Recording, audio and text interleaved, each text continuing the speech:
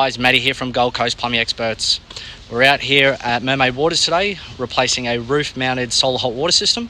So we'll show you what that looks like. Stay with us.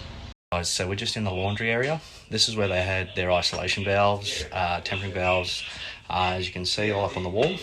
What we're going to do is we're going to relocate those outside, just so they're easily accessible for maintenance and less likely to leak inside.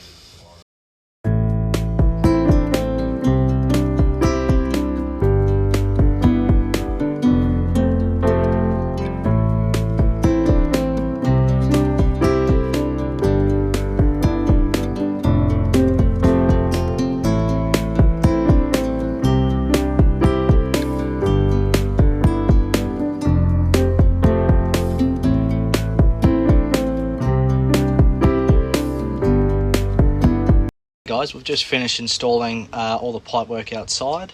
There you have the isolation valve for maintenance if we need to shut the water supply off, and then we have the relief pipe going to a drainage point as per regulation. There you have it, guys. Call Gold Coast Plumbing Experts on 1300 600 632.